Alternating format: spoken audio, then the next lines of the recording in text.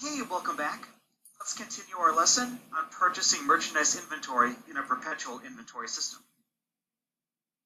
Just like when you or I shop at a retailer, we purchase some merchandise, and then maybe a few days later, we have to return that merchandise to the retailer for whatever reason. The same thing can happen here. Maybe when Smart Touch Learning receives their touchscreen tablets from their vendor, Southwest Electronics Depot, they might say, these goods were damaged in shipping, or these goods were defective, or you shipped us the wrong goods. Smart Touch Learning might return those goods to their vendor, and this is called a purchase return.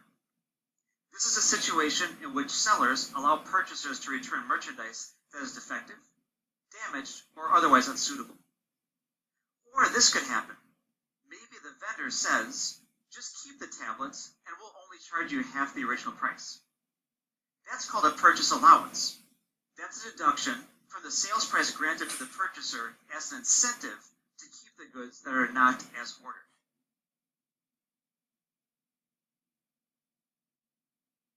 To illustrate a purchase return or allowance, let's assume Smart Touch Learning has not yet paid the original bill of June 1st, and 20 of the tablets purchased on that invoice were damaged in shipping. A few days later, on June 4th, Smart Touch Learning returns those tablets valued at $7,000. On June 4th, Smart Touch Learning would record this entry, where they would decrease their liability to their vendor with a debit of $7,000. And they would decrease their merchandise inventory by $7,000 as well.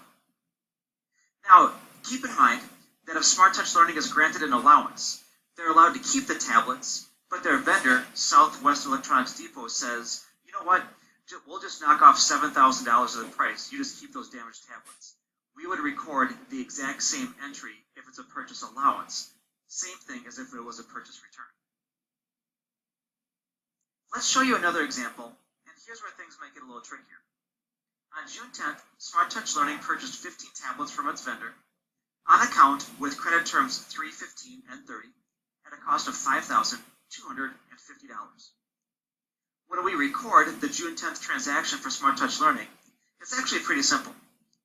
We will increase our inventory account, $5,250 with a debit, and increase our liability account, accounts payable, with a credit. And let's just take a moment to post those to our T accounts. But then, 5 days later, Smart Touch Learning returned 5 tablets because of damages and received a purchase return of $1,750. This journal entry will decrease our liability accounts payable, $1,750, and will also decrease our merchandise inventory.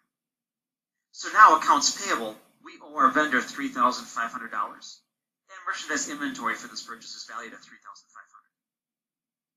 Now, a few days later, June 20th, within the discount period, Smart Touch Learning pays the remaining amount. When they do this, we do a compound journal entry where merchandise inventory is decreased for the discount amount, $3,500 times the 3% discount. We reduce merchandise inventory $105.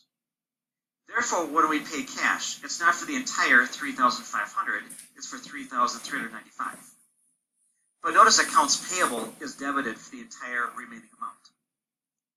So again, to show you in T accounts, accounts payable is wiped out. We no longer owe our vendor the amount for this purchase.